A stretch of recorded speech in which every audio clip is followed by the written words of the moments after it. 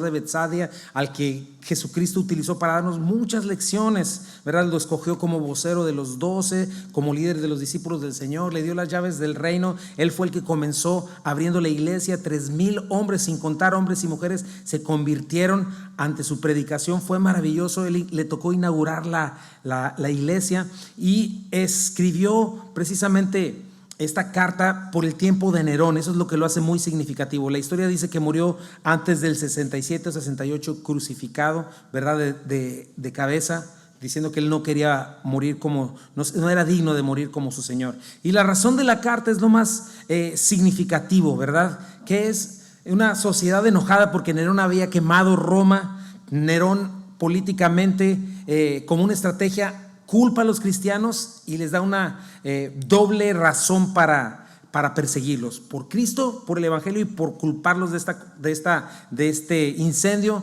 Y se iba a comenzar esta terrible persecución. Y entonces Pedro escribe esta carta. Imagínate una persecución horrible. Ahorita nosotros aquí sufrimos persecución, ¿verdad? Social, quizá de nuestras familias, de nuestros amigos que no creen en el Señor. Pero imagínate estar en tu casa y que te arrebaten todo y que te lleven a un lugar a morir, al circo romano, ¿verdad? Te maltraten. Iba a ser muy fuerte. Obviamente dijo el Señor: en el mundo tendremos aflicción, ¿verdad? Pero dice: confíen que yo he vencido al mundo. Satanás aborrece la iglesia de Cristo, la difama, la ataca y quisiera destruirla. Hoy estamos en el tiempo de la paciencia del Señor, ¿verdad? Donde Él está esperando pacientemente, va a venir a hacer justicia. Pero durante ese tiempo vivimos en este mundo caído, ¿no? Entonces necesitamos siempre estar en la palabra de Dios. Hoy vamos a ver eso. Necesitamos constantemente estar viendo lo que Dios tiene para nosotros, nuestra riqueza, porque esa es la única manera de sostenernos firmes en la fe hasta el final. Y es lo que la Biblia nos enseña, ¿no? No somos de acá, y es lo que Pedro nos está diciendo. Este hogar no es nuestro lugar permanente. Nos habla del glorioso evangelio de Jesucristo. Nos dice: fijen sus ojos en la palabra del Señor. Nos habla del llamado de Dios, de que somos llamados a la santidad, a pertenecerle, ¿no? Entonces es algo que nos pide, ¿verdad? Y ahora, las semanas antepasadas, hace 2 semanas, vimos cómo responder. Nos dice: desechen, ¿verdad? Nos dice: deseen, nos dice: comprueben, ¿verdad? Y una vez más regresa Pedro a darnos más razones todavía. Te digo, la palabra de Dios son riquezas incalculables para nosotros, que debemos estar creciendo en aprender, ¿verdad? En entender lo que Dios nos ha dado, ¿no? Y precisamente estamos en esa parte. Dice 1 de Pedro 2:1-3: desechando pues toda malicia, todo engaño, hipocresía, envidias y todas las detracciones, deseen como niños recién nacidos la leche espiritual no adulterada, para que por ella crezcan para salvación, si es que han gustado la benignidad del Señor. Y ahora Pablo otra vez nos va a dar otra serie de privilegios, de promesas para nuestro futuro. ¿Quiénes somos, verdad? ¿Cómo podemos sostenernos de pie aunque toda una vida la viviéramos en persecución, ¿verdad? ¿Qué son 80 años en contra de una eternidad? No es nada. Y Pablo nos va a hablar de la bendición que es ser la iglesia de Cristo. Pero esta vez nos va a llevar a lo que vimos en este canto, que nosotros representamos un templo. Nos va a dar la imagen de un templo precioso, y no de un edificio de 30 pisos lleno de oficinas, no, sino la imagen de un templo. Pero este templo es diferente, una composición diferente, ¿verdad? Piedras diferentes, porque es un templo vivo del cual formamos parte. Entonces eso es lo que nos invita hoy. Yo le pido a Dios que tú y yo hoy salgamos de aquí con ese entendimiento espiritual, con esa fe bien fortalecida, ¿verdad? Sabiendo quiénes somos y lo que estamos conformando, que lo que estamos haciendo, a pesar de lo que sea, vale la pena. Y yo titulé este mensaje: los privilegios de ser piedras vivas. Y vamos a leer de los versículos 4-8. Dice así: acercándoos a él, piedra viva desechada ciertamente por los hombres, mas para Dios escogida y preciosa. Ustedes también, como piedras vivas, sean edificados como casa espiritual y sacerdocio santo, para ofrecer sacrificios espirituales aceptables a Dios por medio de Jesucristo, por el cual también contiene la escritura: he aquí, pongo en Sión la principal piedra del ángulo, escogida, preciosa, y el que creyere en él no será avergonzado. Para vosotros pues, los que creen, él es precioso, pero para los que no creen, la piedra que los edificadores desecharon ha venido a ser la cabeza del ángulo, piedra de tropiezo y roca que hace caer, porque tropiezan en la palabra, siendo desobedientes, a lo cual fueron también destinados. Y Pedro está dando esta explicación, por qué sigue habiendo persecución a pesar de que esto es precioso. Y comienza diciéndonos esto, ¿verdad? Y mi primer punto es esto. El primer privilegio de ser piedra viva es que Cristo es la piedra viva.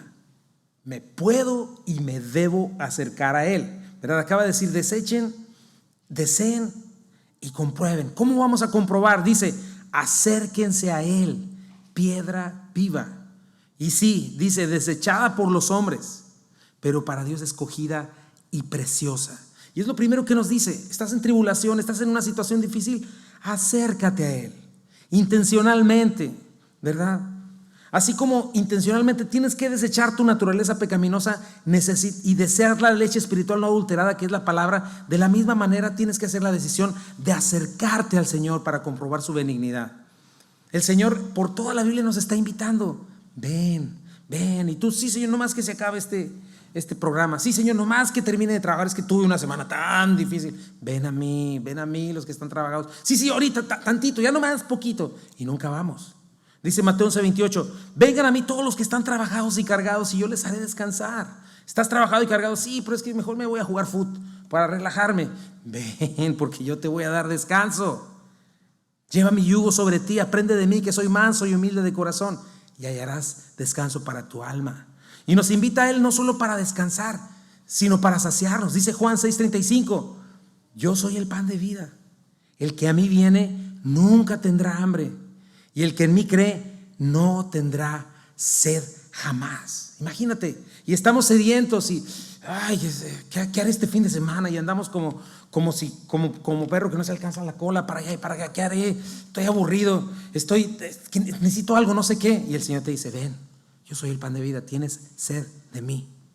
Cuando estamos en el último gran día de la cena, dice el Señor, nos dice que también de Él mana la vida. Dice Juan 7:37, en el último gran día de la fiesta Jesús se puso en pie y alzó la voz diciendo, si alguno tiene sed, venga a mí y beba. El que cree en mí, como dice la Escritura, de su interior correrán ríos de agua viva. Esto dijo del Espíritu que habían de recibir los que creyesen en Él, pues aún no había venido el Espíritu Santo porque Jesús no había sido aún glorificado. Entonces esto es lo primero que nos dice Pedro. Estás en aflicción, dificultad, tienes hambre, estás aburrido, por favor ven a Cristo. Es tu privilegio, pero también es tu responsabilidad antes que cualquier otra cosa. Él dijo, yo soy la vid, ustedes los pámpanos, separados de mí nada pueden hacer. ¿Quieres fruto en tu vida? ¿Quieres verdaderamente estar saciado, gozoso? Acércate a mí. Y esta palabra acercarse implica intensidad.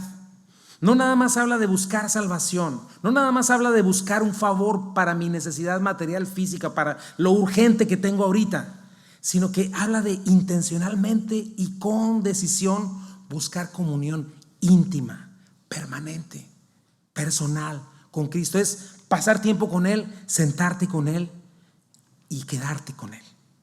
Deseo de comunión íntima. Él es tu amigo, Él es tu Padre. Dice Hebreos 4:16, acércate a Él confiadamente, al trono de la gracia. Alcanza misericordia y haya gracia para el oportuno socorro. Y Dios no quiere que nada más vayas y ahí te van mis peticiones, Señor, ahí nos vemos, te veo mañana. No, Él quiere que vayas y te sientes, pases tiempo con Él. Hebreos 10:22 dice, entremos directamente a la presencia de Dios con corazón sincero y con plena confianza en Él, ¿verdad? Esto habla sin ninguna vergüenza, ¿verdad? Sin ninguna pena, entra con Él. Dice, pues nuestra conciencia culpable ha sido rociada con la sangre de Cristo y nuestro cuerpo ha sido lavado con agua pura, ¿verdad? ¿Cómo vas a comprobar su benignidad si no vienes a Él para tener esta experiencia íntima? Piensa en eso. ¿Cuándo fue la última vez que dijiste, yo le voy a pagar a todo y no me importa que me sienta raro, yo voy a pagar todo, me voy a meter a mi cuarto y voy a buscarte, Señor, y no me voy a parar de aquí, al menos por los próximos 15 minutos? Ni siquiera te estoy diciendo que te quedes un día completo, 15 minutos. Por eso Pedro va a comenzar con esta metáfora y va a comenzar a hablar del templo. ¿Qué es el templo? La habitación de Dios. ¿Qué representa el templo? El lugar más íntimo de comunión con Dios. Es donde Él habita, donde Él camina, ¿verdad? Entonces esto es maravilloso. Te voy a dar una imagen de lo que fue el templo, porque todo el Antiguo Testamento habló de un templo, pero todo eso era imagen de lo que había de venir. Y mira lo que dice 2 de Crónicas 6:18. Dice así: Salomón estaba en una oración bien sincera a Dios porque habían terminado un templo impresionante. Dice, Y él termina orando y dice: ¿mas es verdad que Dios habitará con el hombre en la tierra? Esa es la primera pregunta que te tienes que hacer. Sí, eso es algo increíble. He aquí los cielos y los cielos de los cielos no te pueden contener, cuánto menos esta casa que he edificado. O sea, los cielos, esta atmósfera no puede contener a Dios. Te sales al universo, el universo no puede contener a Dios. Si vas al cielo, el cielo no puede contener a Dios, porque Él es eterno. Él es el sustentador. Imposible que Él quepa en cuatro paredes, ¿verdad? Por más suntuoso que se vea, por más altos que estén los techos, ¿verdad? Pero ese templo tuvo un propósito, ¿verdad? Darnos esta imagen limitada de que Dios vino a buscar y a salvar lo que se había perdido. El hecho de que hubiera un templo implica, ese templo de Israel, es que Dios no nos dejó muertos. Dios vino a buscarnos, y ese templo implicaba Dios viniendo a acampar en medio de un mundo pecador que no le buscaba, ¿verdad? Es eso. No solamente eso, sino que el templo también mostraba la santidad de Dios. ¿Por qué? Porque no cualquiera podía acercarse. Nos mostraba que se requería de ciertas cosas específicas para poder tener comunión con Dios, para que Israel se pudiera acercar a Él.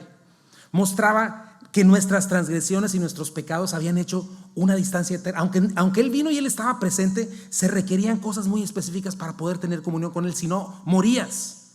Y lo que el templo también mostraba es que Dios es santo y está airado contra el pecador, ¿verdad? Y que la única manera en la que podías acercarte a Él es que trajeras a un animal, ¿verdad? Un animal inocente que se derramara sangre, porque la paga del pecado es muerte, ¿verdad?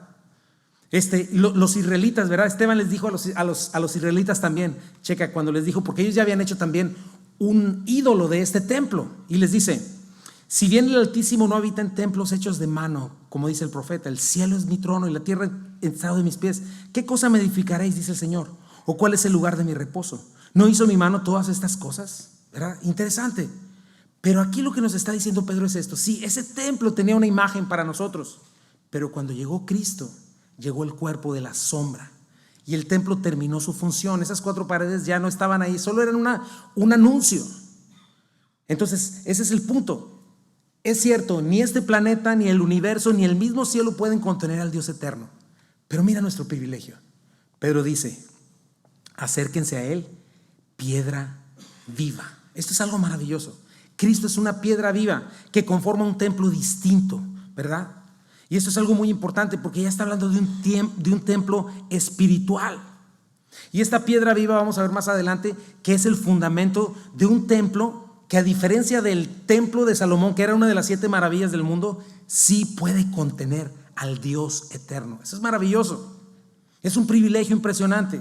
Dice Colosenses 2:9: porque en Él habita corporalmente toda la plenitud de la deidad. Entonces va a comenzar a hablarnos Pedro de que todo eso era sombra y era un anuncio de que vamos a conformar nosotros la familia de Dios, una casa, la habitación de Dios. Mira lo que dice Hebreos 1, 2 o 3. Dice: en estos postreros días nos ha hablado por el Hijo, a quien constituyó heredero de todo y por quien asimismo Él hizo el universo, el cual, siendo el resplandor de su gloria y la imagen misma de su sustancia, y quien sustenta todas las cosas con la palabra de su poder, habiendo efectuado la purificación de nuestros pecados por medio de sí mismo, se sentó a la diestra de la majestad en las alturas. Entonces, algo maravilloso que Pedro nos quiere establecer como nuestro privilegio. Ya no está hablando de un templo de ladrillos, de chirroc. Ahora está hablando de una piedra viva, Jesucristo, ¿verdad? Y va a mencionar esta palabra piedra 6 veces.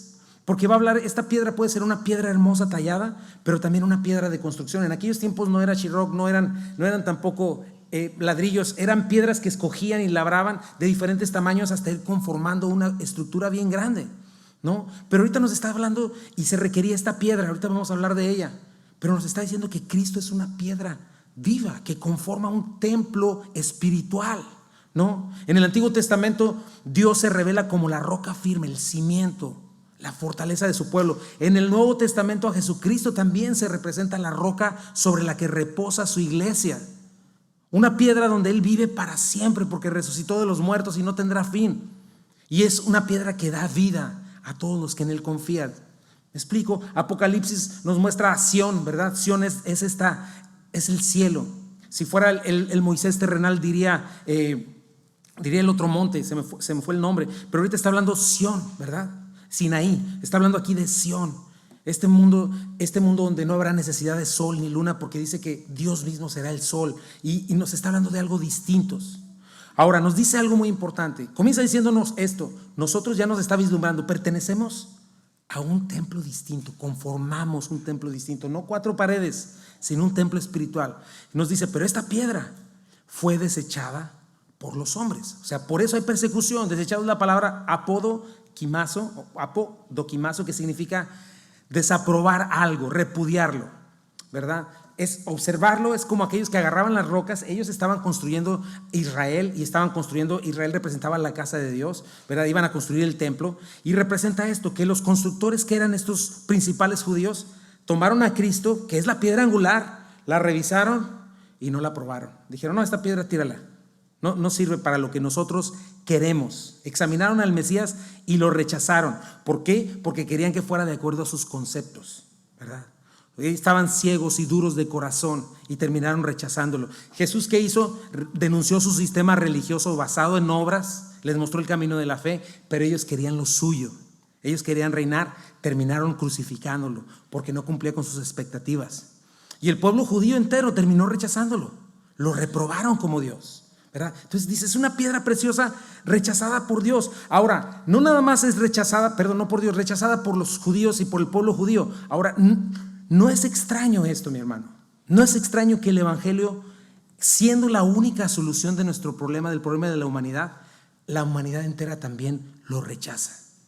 ¿Sabías eso? ¿Te has dado cuenta de eso? El evangelio bíblico no es popular porque a la gente no le gusta el evangelio.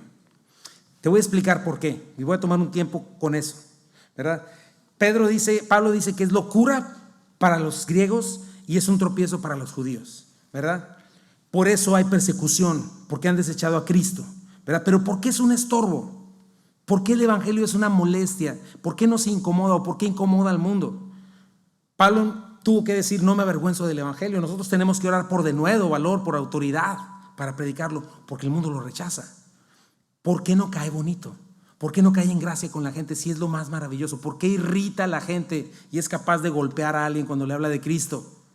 Te voy a decir por qué. Porque el evangelio nos insulta.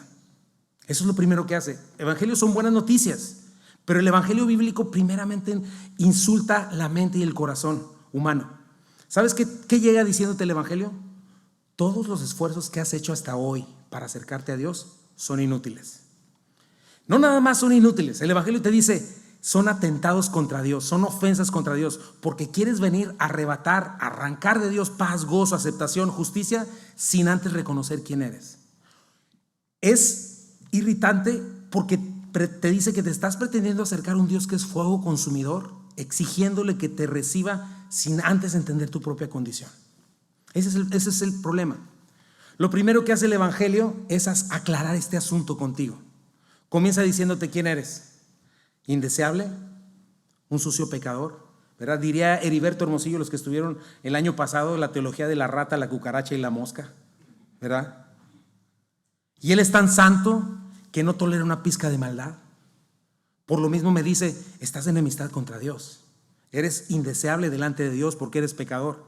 Y no nos gusta porque de chiquitos nos decían que éramos re bonitos y tiernos y teníamos chinitos y que éramos muy buena onda, ¿verdad? Y que éramos tan correctos que nos íbamos a ir al cielo con todo y zapatos. ¿Habías oído eso? Y de repente el evangelio llega y al moralista y al legalista le dice, no, delante de la justicia y de la santidad de Dios te quedas corto, ¿verdad? El evangelio nos dice, sí, está bien, no fuiste Hitler, no eres un Chapo Guzmán que mataron a muchos, pero eres culpable.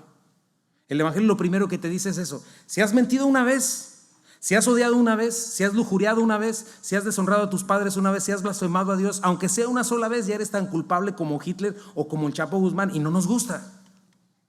El evangelio nos dice que no tenemos lo necesario para limpiarnos, ¿verdad? Uno solo de nuestros pecados. Aunque vivieras una vida entera haciendo obra social, aunque quitaras y erradicaras el hambre de África, no es suficiente. Eres pecador. El problema es que no es lo que hacemos, es que es nuestra identidad. No pecas, no eres pecador porque pecas, sino que pecas porque es tu naturaleza, eres culpable, reo de muerte. Y eso me dice el evangelio, que el problema está en mi interior, que cada uno de los designios de mi ser y de mi voluntad y de mis intenciones desagradan a Dios, y dices, no puede ser, yo no puedo ser así, no puede ser, no puedo ser tan malo, no puede ser. Y eso es lo que irrita, que el evangelio te diga que eres insuficiente, que eres dañino, que no buscas a Dios, que cuando lo buscas estás buscando tus propios gustos, que lo estás buscando como un fin y no como un medio, que andas tras un ídolo que satisfaga tus deseos. Ahora, son buenas noticias, porque por otro lado nos ofrece un único camino y nos dice, hay un único camino, y ese es Jesucristo. No son tus fuerzas. Él dijo, yo soy el camino y la verdad y la vida. Y entonces comenzamos a buscar otros mediadores, otras formas, amigos, tíos, pastores, apóstoles, santos, profetas, ángeles, filosofías, y nos justificamos y decimos, no, es que hay mucha fila, yo pongo mi escalera, yo lo hago a mi manera. Y el evangelio te dice, no hay balcones, no hay entradas externas ni atrás. El que no entra por la puerta es un ladrón y un salteador, y no nos gusta. Y nos dice, el único camino es Cristo, y la única manera de entrar es en arrepentimiento. Y nos dice que el Dios vivo manda a todo ser humano a que se arrepienta, a que cambie su manera de pensar justamente de estas cosas, que dejen de ser soberbios. El evangelio te manda a que te dejes de justificar y que justifiques a Dios. Te manda a humillarte, te manda a reconocer tus maldades y tu necesidad de un Salvador. Y venimos a Él, y cuando vienes a Él y llegas enojado contra Él, echándole la culpa, no, es que mi papá me abandonó, mi mamá me abandonó, mi hermano se burló de ti, se burló de mí, mi tío me abusó. Y vienes a decirle a Dios, es que tú tienes la culpa, por eso soy así, me descuidaste. Y juzgamos a Dios, y hazme justicia a mí para que ya me vaya bien, te perdono, Dios. Pero el evangelio me dice, no, yo soy justo, tú pecaste contra mí, no yo contra ti. Yo voy a tratar con el pecado de los que te lastimaron a ti, pero voy a comenzar contigo, porque tú también has pecado y tú pecaste contra otros, y lo más importante es, pecaste contra mí. Y si necesitas venir a mí, necesitas arrepentirte, abandonar tu pecado, dejarte de justificar, dejar que yo te limpie, dar media vuelta y seguirme. Y a la gente no le gusta eso. ¿Sabes cuál es el mayor problema de hoy? La gente abraza su pecado, ama ser el Dios de sus propias vidas. Cualquier cosa que le diga que pueda hacer lo que le dé la gana, ¿verdad? Puede ser feliz, sí, Dios es tan chulo, hermoso, Dios te ama, ¿verdad? En eso no hay problema. ¿Sabes cuál es la definición de soberanía?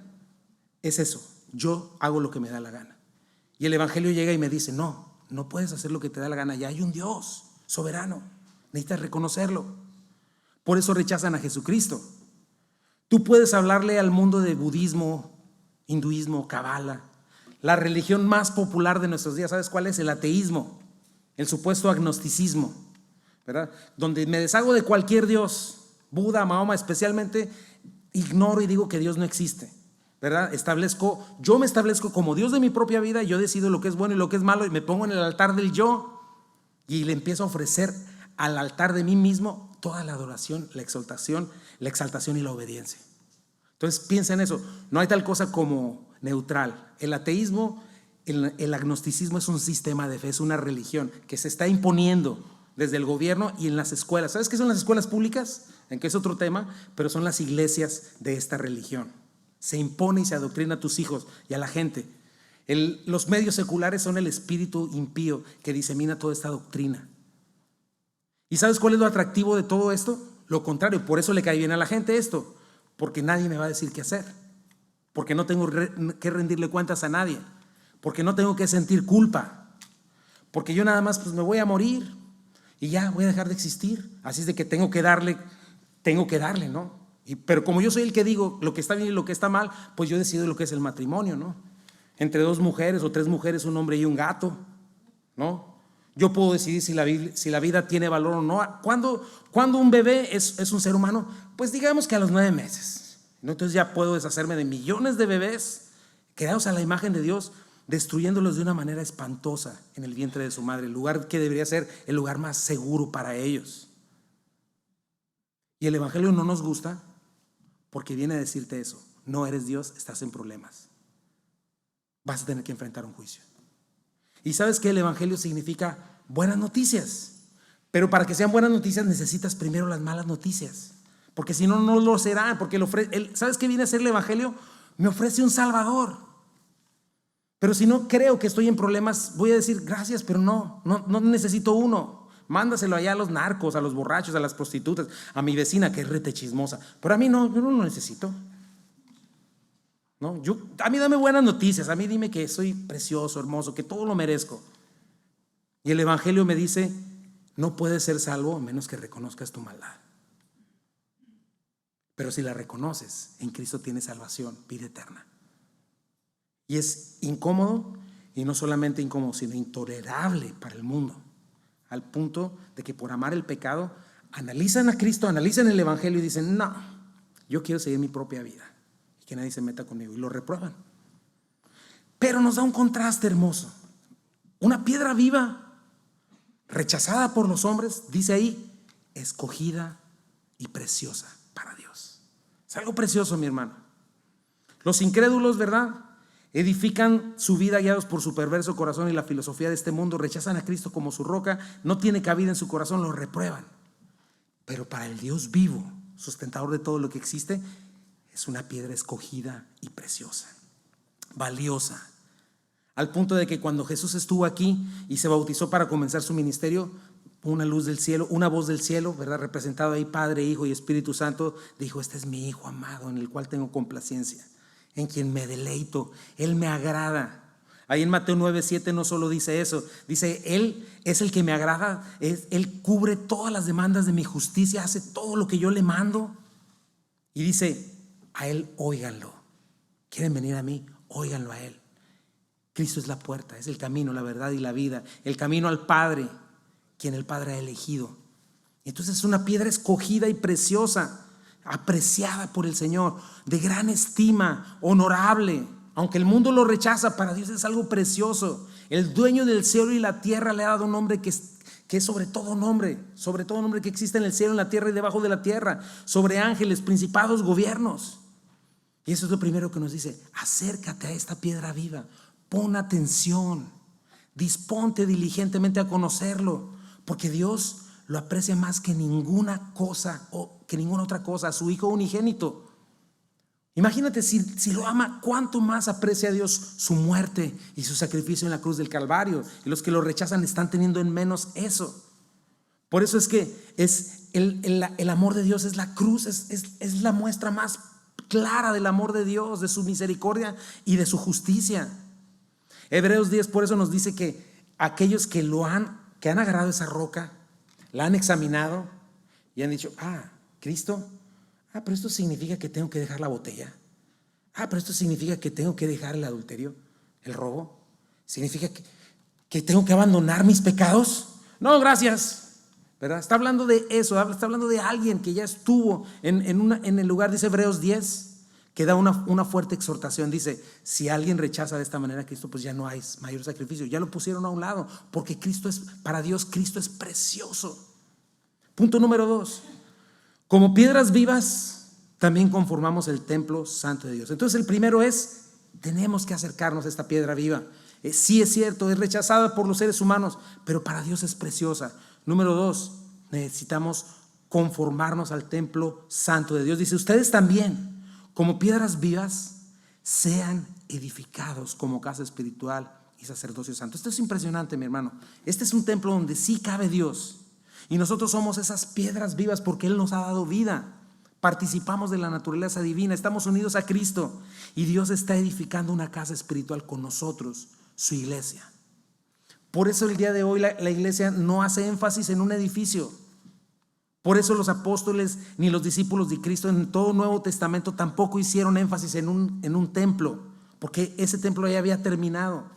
Porque nosotros estamos hablando de un templo maravilloso donde sí cabe Dios. No caben estas 4 paredes, pero el Espíritu Santo está en ti y en mí, y ahí sí cabe. Esto es maravilloso, mi hermano. Ahí cabe el Dios vivo. Dice Efesios 2, 19 al 22. Por tanto, ustedes ya no son extraños ni extranjeros, sino conciudadanos de los santos. Checa, ahí está el templo. Miembros de la familia de Dios, una familia, la casa de Dios, edificados sobre el fundamento de los apóstoles y los profetas.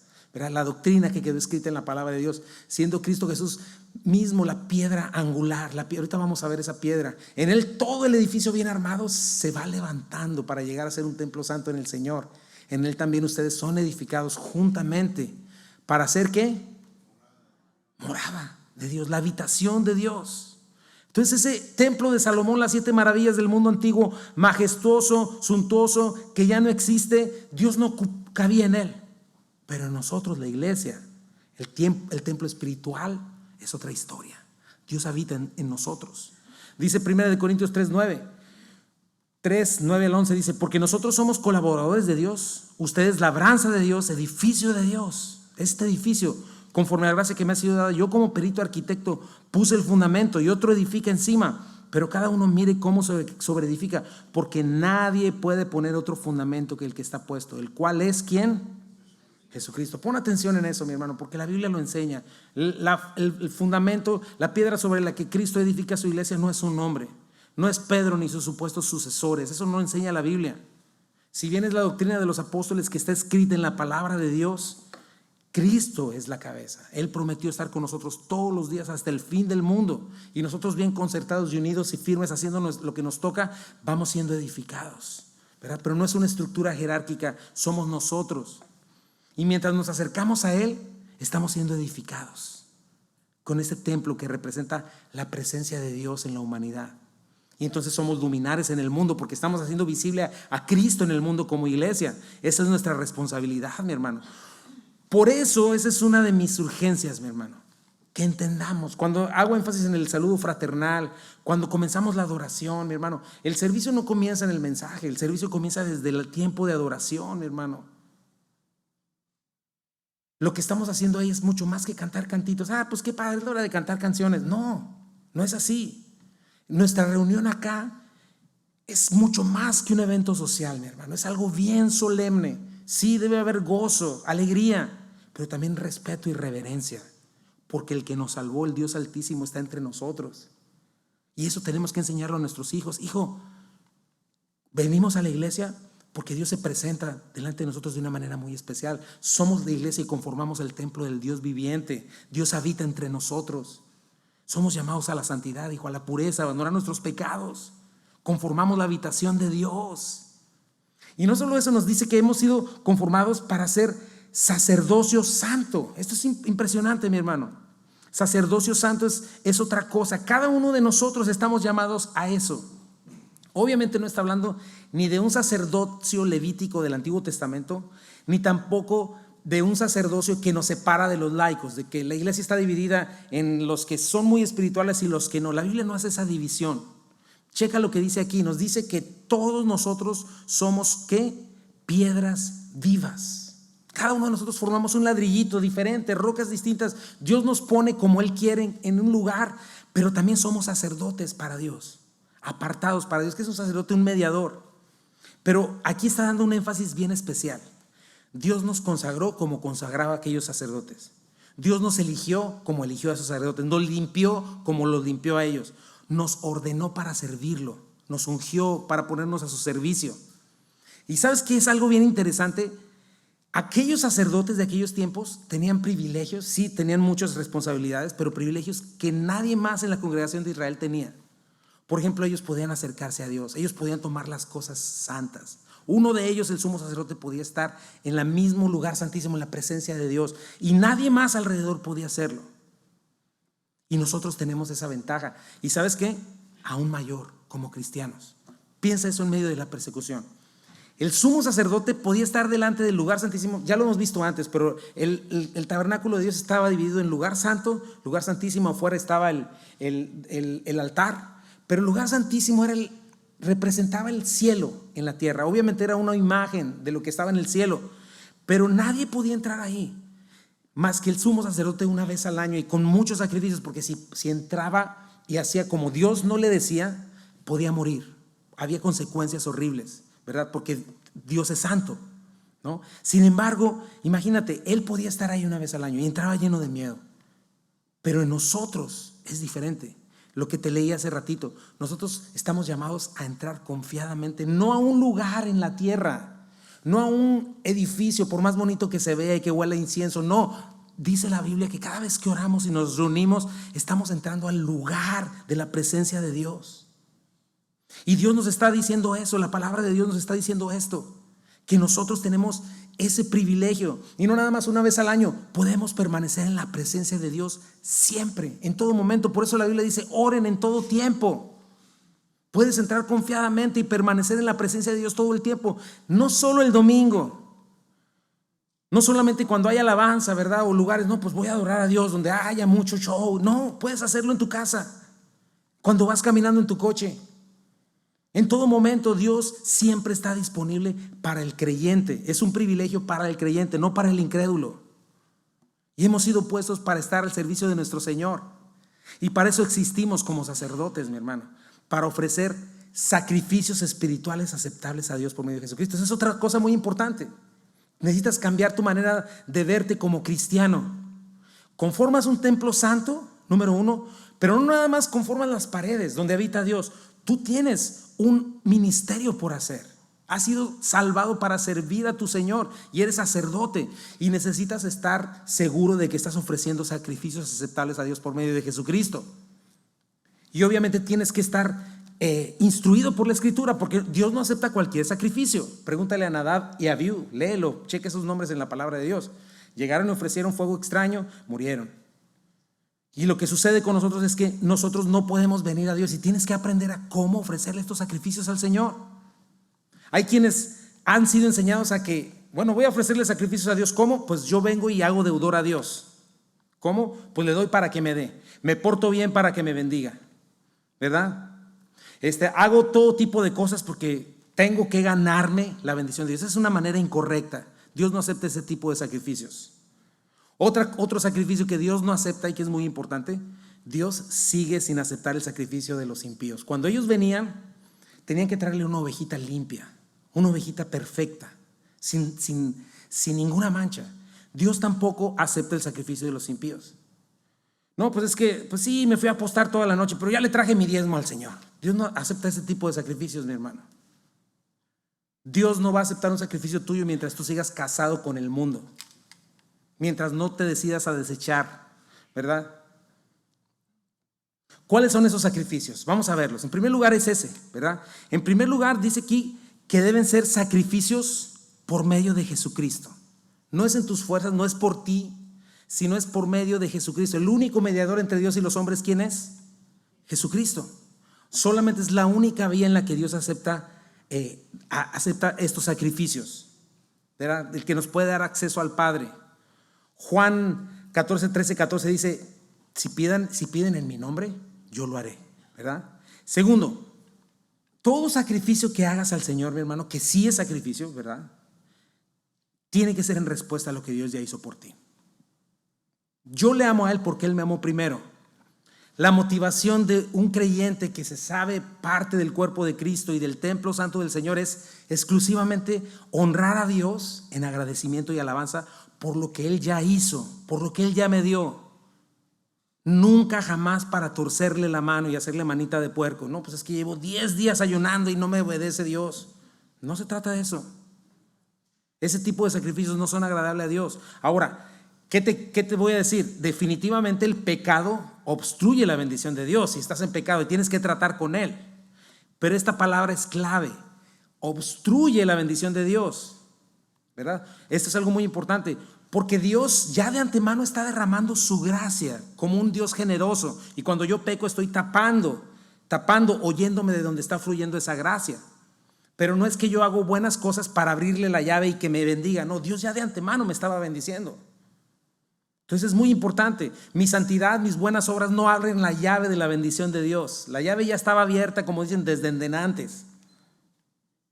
Y si yo peco, lo que estoy haciendo es poner un paraguas o alejándome de esa bendición. Entonces tengo que arrepentirme, obviamente. Ahora, ¿cuáles son estos sacrificios agradables a Dios? Vamos a ver 7 de ellos rápidamente. Romanos 12:1-2.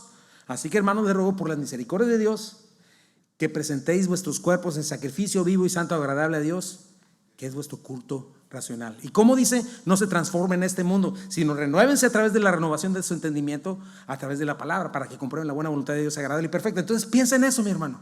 El primer sacrificio que Dios quiere es mi cuerpo.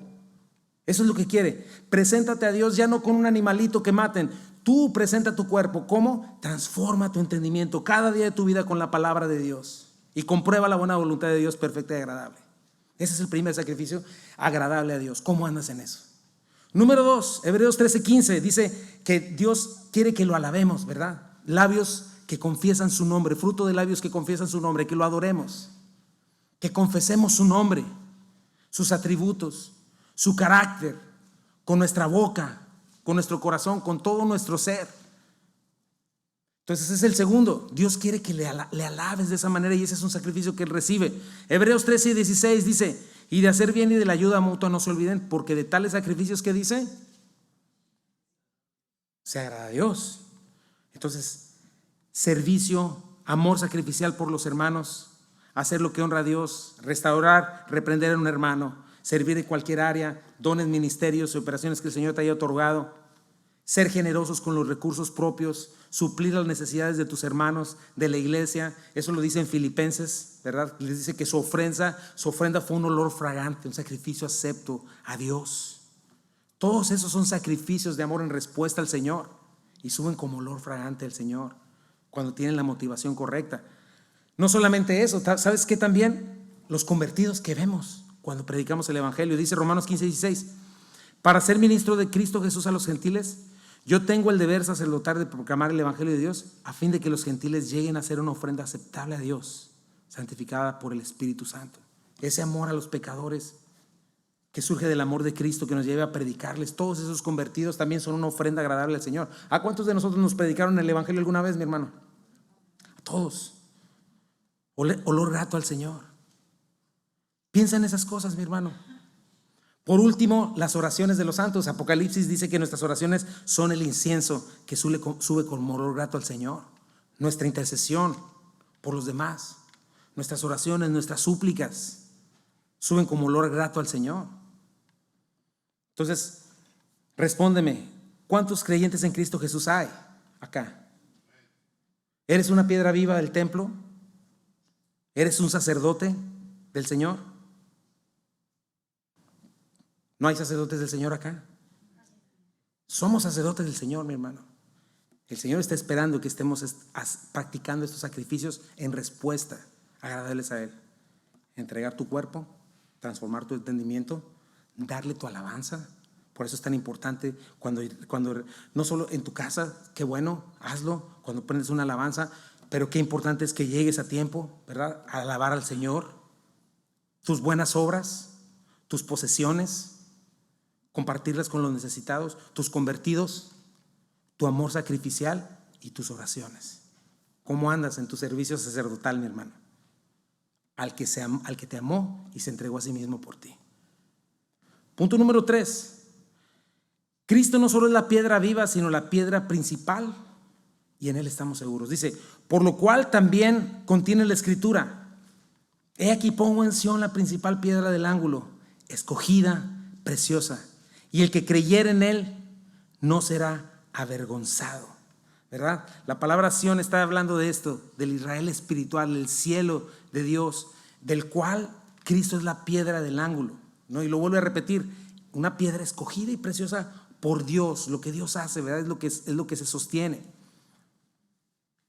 Cuando hicieron, como te dije, el templo de Israel, trabajaron las piedras antes, como arquitectos las formaron y luego ya las metieron, porque Dios no quería que hubiera ruido mientras hacían el templo, y las trajeron ya trabajadas, ¿verdad? De la misma manera, eso me encantó esa imagen, porque tú y yo estamos siendo labrados por Cristo Jesús para caber en este cuerpo de Cristo, en esta expresión del cuerpo que se llama Calvary. También aquí tienes que encontrar tu lugar ahí. ¿Por qué nos escogió el Señor? No lo sé. En nosotros no hay una razón, pero si lo vemos en Él está toda la razón, porque está lleno de gracia y misericordia. Y Cristo es la piedra principal del ángulo. Mira algunas imágenes que busqué en internet, pero la piedra del ángulo es la piedra que está en medio. Pon la anterior, por favor. Pero mira, son 2 columnas y para que se sostengan necesitan la piedra angular. Ahora sí, los siguientes, ¿verdad? Ahí está otra vez la piedra angular. Ahí está otro tipo de piedra angular, que es la piedra que está abajo. Y ahorita voy a hablar un poquito de eso. Pero ¿sabes qué me recordó estas imágenes? Que somos columna y baluarte de la verdad, y tenemos que estar apoyados en nuestra piedra angular, que es Jesucristo, porque si no vamos a caer. ¿Y a qué te figura esa curvita? A mí, ¿sabes qué es? A mí me vino a la mente que es la puerta de entrada. Cristo es la puerta de entrada. Y la iglesia debe estar sostenida en Cristo, la iglesia verdadera. Y si está en Cristo no va a ser destruida jamás. Y es una buena ilustración para nosotros, mi hermano. Tenemos que estar seguros que estamos en Cristo, que estamos soportados como la iglesia de Cristo, porque es la única manera en que no vamos a ser destruidos. Separados de Él nada podemos hacer. ¿Cómo desechar? ¿Cómo desear? ¿Cómo comprobar? Y esto es algo muy importante, ¿verdad? El concepto de la piedra angular, esta de abajo, ¿sabes qué tiene que ver? Que de esa piedra se deriva la construcción. Es la cimentación que marca las líneas horizontales, las líneas verticales, las dimensiones de todo. Y si estamos en Cristo, esto significa que vamos a estar bien derechitos, caminando, ¿verdad? Con los ángulos adecuados, la simetría exacta. Dice Isaías 28:16: por tanto, Jehová el Señor dice así: he aquí yo he puesto en Sión por fundamento una piedra probada, angular, preciosa, de cimiento estable. El que creyere en Él, me encanta, ¿cómo dice ahí? No se apresure, no corras, tómate tu tiempo. Mateo 21:42: nunca leíste en las escrituras la piedra que desecharon los edificadores ha venido a ser cabeza del ángulo. El Señor ha hecho esto y es cosa maravillosa a nuestros ojos. Por eso comienza Pedro diciendo eso: acércate a tu piedra angular.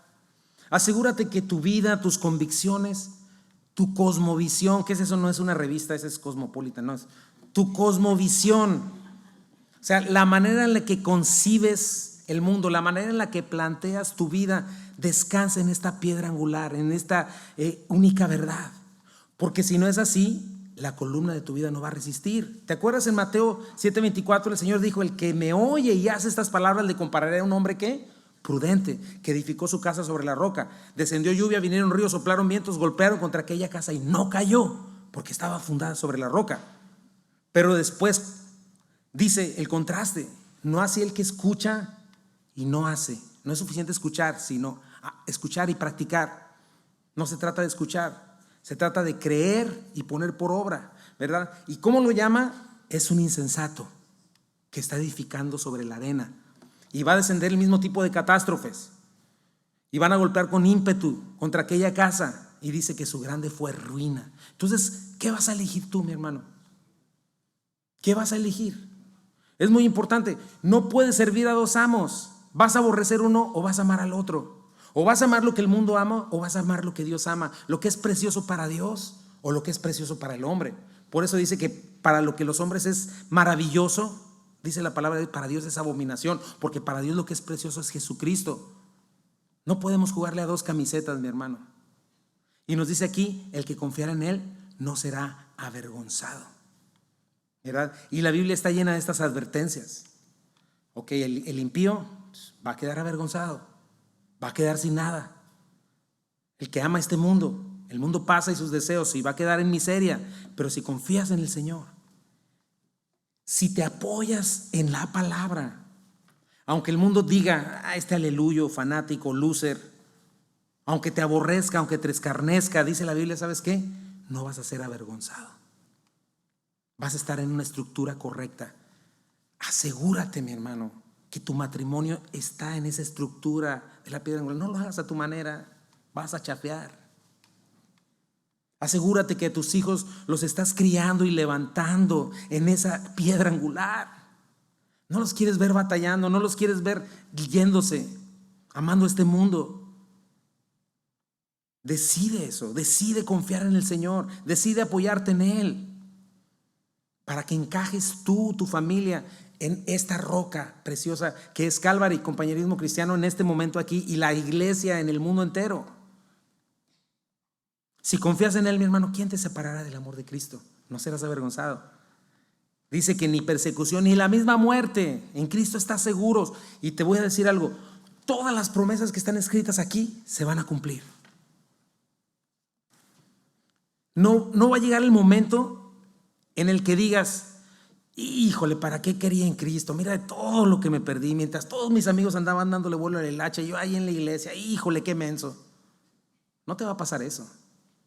Al contrario, los que van a ser avergonzados van a ser otros. Tú puedes confiar en Cristo y al final vas a recibir tu galardón. En respuesta al amor de Dios. Espero que esa línea delgada la estés entendiendo. Estamos hablando que todo es en respuesta a lo que Dios ya te dio. Y todo va a ser ganancia. Y todo va a ser victoria completa. Porque Cristo no te va a defraudar. Y punto 4 y último. Como piedras vivas amaremos a Cristo. Dice, para ustedes pues los que creen en Él, los que creen, Él es precioso. Esto es maravilloso, mi hermano. Porque como un privilegio, dice que cuando creemos, comenzamos a amar a Cristo. ¿Están todos por acá todavía? Para ustedes pues los que creen, Él es precioso. Cuando estábamos muertos en delitos y pecados, mi hermano, te lo dije hace ratito, pasé un buen tiempo. Era impensable. O sea, cuando estabas en medio del pachangón y todo el rollo, decías, ay no, que no me vengan a hablar de nada de esas cosas. Pero cuando ganamos, cuando gustamos la benignidad del Señor, su misericordia, su perdón, su generosidad, Cristo tomó otra belleza, tomó otro valor. ¿Y sabes qué es un beneficio amar a Cristo? Piensa en eso, mi hermano. Para los que creen que dice que es Cristo, precioso. Piensa en eso. ¿Qué es para ti la palabra de Dios? ¿Aburrida? ¿Qué es para ti venir a la iglesia? Ay, un sacrificio. Si cualquier cosa en este mundo lo disfrutas más, no, un partido de fútbol, ir al cine, ver un espectáculo, ver una película, que pasar tiempo con tu Salvador. No le has conocido todavía, o no le has conocido como debes, mi hermano. Porque para los que creen, Él es precioso. Nada se compara a Él. Y eres capaz de decirle no al pecado. Salmo 19, 9 al 10. Decía David, el rey que tenía todo lo que quería: el temor de Jehová es limpio, que permanece para siempre. Los juicios de Jehová son verdad, todos justos. Deseables son más que el oro y más que mucho oro afinado. Dulces más que la miel y que la que destila en el panal. ¿Puedes ver la diferencia, mi hermano, entre un religioso, legalista y amargado y alguien que ha conocido el dulce sabor de la misericordia, el perdón y la gracia de Dios? ¿Qué decía Juan 14, 21, 23? El que tiene mis mandamientos y los guarda, este es el que me ama. Y el que me ama será amado por mi Padre. Escucha esto: yo le amaré y me manifestaré a Él. Señor, ¿cómo te manifestarás a nosotros y no al mundo? Respondió Jesús y dijo: el que me ama, mi palabra guardará, y mi Padre le amará, y vendremos a Él y haremos ¿qué? El templo, ¿verdad? Ese templo vivo. Juan 12, 25, 26. El que ama su vida la perderá, y el que aborrece su vida en este mundo para vida eterna la guardará. Si alguno me sirve, sígame, y donde yo estuviere, ahí estará también mi servidor. Si alguno me sirviere, mi Padre lo honrará. Piensa en eso. ¿Cómo es Cristo a tus ojos? ¿Cómo es Cristo a tu corazón, mi hermano? ¿Es así de precioso, de valioso, más que tu propia vida? ¿Es así de hermoso? Más hermoso y más valioso, incluyendo a tu cónyuge, a tus hijos, tu carrera, tu éxito en la vida. Si te quitaran todo y solamente te dejaran a Cristo, ¿sería suficiente para ti? El amor a Cristo está ligado a la fe que decimos profesar. Pasa tiempo en la Escritura, mi hermano. Acércate a la piedra viva. Primera de Corintios 16, 22. Si alguien no ama al Señor, que caiga sobre él la maldición de Dios. Señor nuestro, ven. El Señor puede venir en cualquier momento, mi hermano. ¿Y por qué cae la maldición de Dios sobre él? Porque no ha entendido el Evangelio. Primera de Pedro 2:7. Pero para los que no creen, y ya hablamos mucho de eso, la piedra que los edificadores desecharon ha venido a ser la cabeza del ángulo. Ya vimos eso también. Piedra de tropiezo y roca que hace caer, porque tropiezan en la palabra. ¿Cómo dice ahí? Siendo desobedientes, a lo cual fueron también destinados. O sea, venir a Cristo de cualquier manera va a haber quebranto, mi hermano. Si no has creído en Cristo, ¿qué? ¿Sabes qué? Te va a parecer un estorbo. ¡Ay, la aburridora! Otra vez tu Cristo, otra vez tu evangelio. ¡Qué incómodo! Por eso, mi hermano, un evangelio, piensa en eso. Y cada vez que escuches el evangelio, un evangelio que no predica arrepentimiento de pecados es muy popular. Porque a la gente sí le gusta que le rasquen el oído y que le digan: eres el hijo del rey, y ven por tu milagro, y ven por los tesoros de esta tierra, y ensancha tus estacas, y dale 5 vueltas para que sea tuyo. Este es tu año, tus sueños serán realidad, tráelos.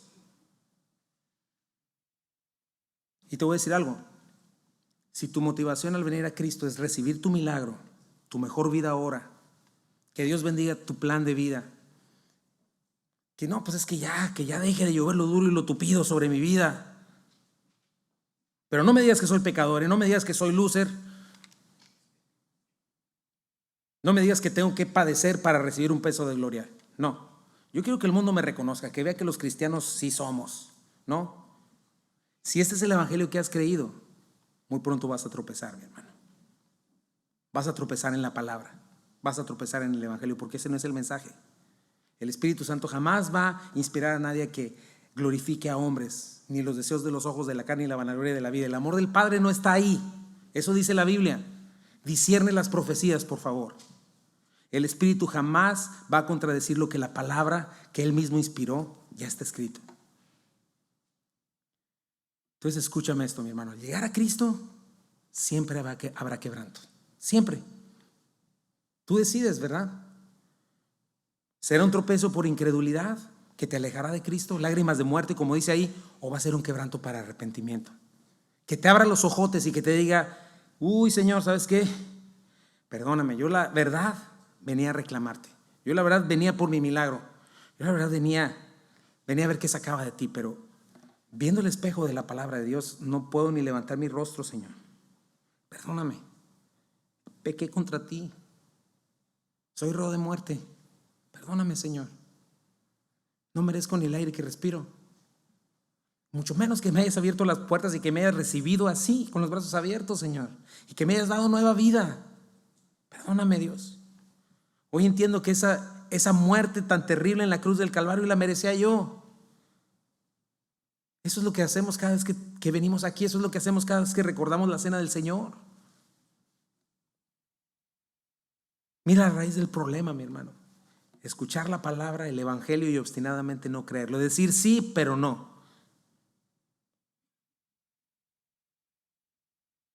En el presente es como el que le sale una piedra inesperada y le hace caer y se tropieza. Pero cuando venga esa piedra angular, va a caer sobre él y le desmenuzará. Eso es lo que la Biblia enseña. Y dice a lo que fueron destinados. Y no es que Dios destine a las personas a la incredulidad, porque somos responsables. Pero Dios es soberano, mi hermano. Hoy el evangelio está siendo predicado en todo el mundo. Se está dando testimonio a toda persona. Dios ha puesto conciencia a todo ser humano y cada ser humano es responsable de su incredulidad. Pero en el punto soberano de Dios, eterno, Dios tiene un plan perfecto. Todos estamos destituidos de la gloria de Dios. Si Dios hubiera decidido que todos fuéramos al infierno, Dios no dejaría de ser justo porque todos pecamos. Pero Dios es tan lleno de misericordia, de gracia y de bondad que decidió llamarnos. El hecho de que estés tú hoy aquí, mi hermano, es un privilegio de parte de Dios. Él te ha llamado de las tinieblas a su luz admirable. Por eso, ciñe los lomos de tu entendimiento hoy, mi hermano. ¿Estás dispuesto a comenzar a trabajar como un sacerdote del Señor? De rendirte cada día a la verdad, de negarte a ti mismo, de mantenerte firme delante de Él. De decirle, Señor, tú tienes palabras de vida eterna y no tengo a dónde ir, Señor. Yo no tengo razón. Que se haga tu voluntad y no la mía, Señor. Te justifico a ti y dejo de justificarme a mí mismo. ¿Hay alguien que quiera decidir hacer esto este día, mi hermano? Vamos a decírselo en oración y quiero darte oportunidad a eso. Si el Señor ha hablado a tu corazón y a tu vida con todas estas cosas que vimos, que eres la piedra preciosa para Dios, pero desechada por los hombres, ¿qué vas a hacer tú con Cristo? ¿Le desecharás o es preciosa para ti? Él es la cabeza del ángulo. Somos la piedra, somos piedras vivas que conformamos un templo santo en el Espíritu. ¿Entienden nuestros privilegios, mi hermano? Vamos a orar y vamos a decírselo en oración. Y si hay alguien aquí que no ha hecho esta decisión por Cristo, te invito a ponerte de pie y que le digas, Señor, yo quiero en este día, Señor. Quiero pertenecerte, quiero ser tuyo, Señor. Y aunque este evangelio me incomoda, decido creerlo, Señor. Yo creo, Señor. Creo, Padre, que soy pecador y que merezco la muerte, pero creo en tu amor y en tu misericordia, Señor. Hoy dejo de justificarme, Señor. Entrégale tu vida al Señor. No esperes a mañana y dile, Señor, soy tuyo, Padre. Señor, me rindo a ti en este día. Entrego todo lo que soy delante de ti, Padre mío, Y yo quiero pasar a ser esa piedra viva, Señor. Quiero conformar ese templo santo en el Espíritu donde tú verdaderamente habitas, Señor. Quiero ser tu sacerdote, Señor, y tener esos privilegios de estar contigo todo el tiempo, Señor. Quiero ofrecerte esos sacrificios aceptables a ti, Señor. Amar a mis hermanos, transformar mi entendimiento, ayudar, bendecir, predicar el Evangelio. Señor, todo esto es aceptable a ti, Señor, y no lo hago, Señor, porque quiera hacerte deudor, sino todo lo contrario, Señor, porque tú ya me diste todo, Señor, y solamente respondo en obediencia a ti, Señor. Perdóname, Señor, porque no lo he estado haciendo, Señor, porque simplemente estoy siendo negligente, Dios. Y de una manera u otra, Señor, no estoy levantándome, Dios. Y es una responsabilidad bien grande, Padre, porque es un privilegio muy grande, porque la llave de tu gracia está abierta a montones, tu generosidad, tus bendiciones, tu belleza, Señor, toda ella está fluyendo desde los cielos, Padre, y yo estoy distraído con quién sabe qué cosa, Señor. Perdóname, Dios. Ayúdame, Señor, a encontrarme, Señor. Tú me quieres conformar como esa piedra perfecta, con la forma perfecta para encajar en tu cuerpo, Señor, y poder ser yo esa piedra viva, Señor, útil para ti, Dios.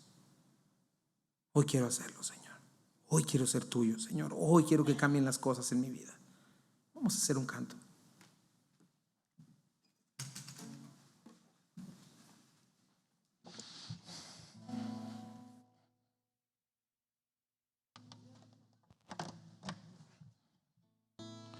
Dile: si abatido y dolido estás, cansado de tus cargas, llamando está Cristo.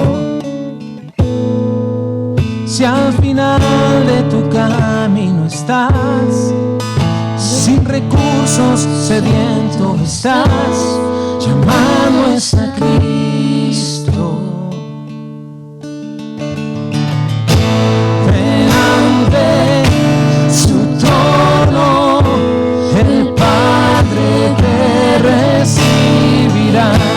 Con sangre preciosa, Jesús perdón vino a otorgar.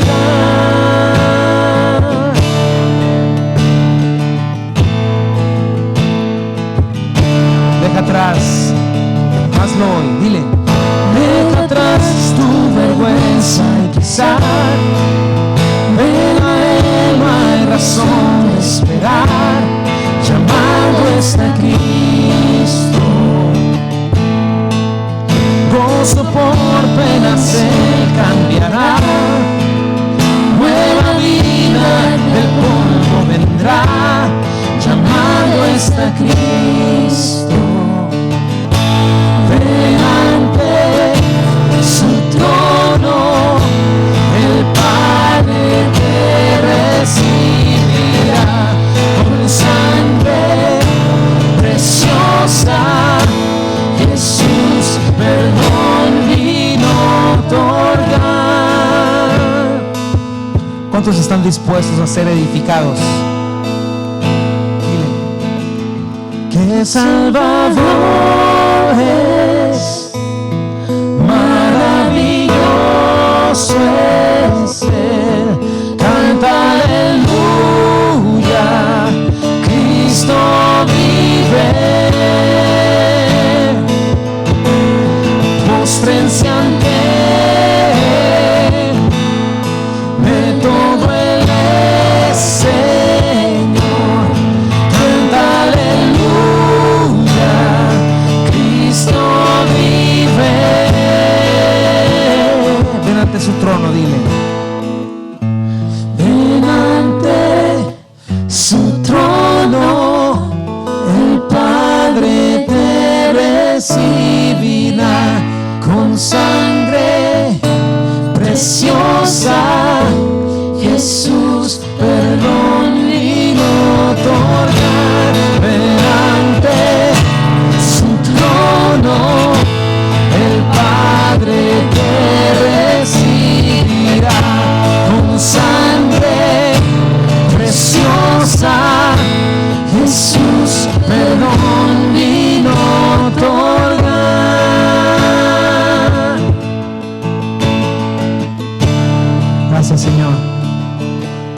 habitas en templos, manos hechas por hombres, Señor, pero si habitas en nuestro corazón, Señor, y si habitas en este conjunto de creyentes, Señor.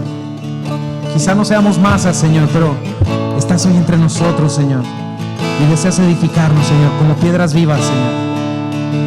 Una vez más dile: y que Salvador es, de maravilloso es Él. Canta aleluya, Cristo vive.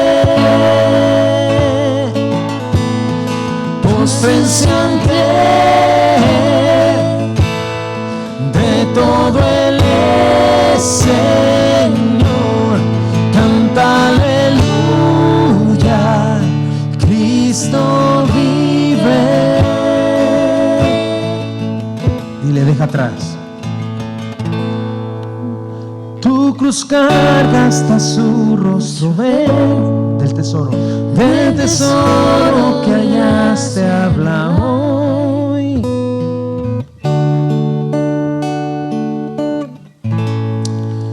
Y Señor, aquí estamos, aquí está tu iglesia, Padre. Que tu palabra no regrese vacía, Señor, y que entre nosotros, Señor, haga milagros poderosísimos, Señor, de transformación, Señor.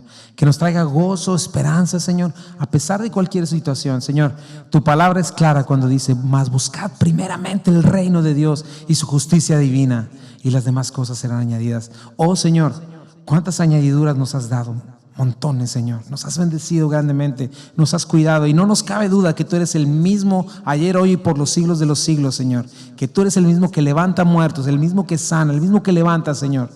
Pero creemos, Señor, que lo más maravilloso, Señor, es nuestra salvación que tenemos en ti. Y tú eres esa piedra angular, Señor, a la cual queremos acercarnos y en la cual necesitamos estar apoyados, la cual necesita darle la dirección y la forma correcta a nuestras vidas, a nuestras familias, a nuestros matrimonios y a nuestra iglesia, Señor. Bendícenos, por favor. Dios mío, bendice esta iglesia aquí presente. Bendice a mis hermanos, los que estuvieron con los niños, Señor, sirviendo, Señor, cada uno de nosotros. Padre, que no pasemos por este domingo desapercibidos, Señor. Que en verdad, Señor, tú manifiestes tu poder, Señor, y se manifieste tu poder transformador en nuestra vida diaria. Pedimos todas estas cosas en el nombre de Jesús. Amén. Que Dios les bendiga, mis hermanos.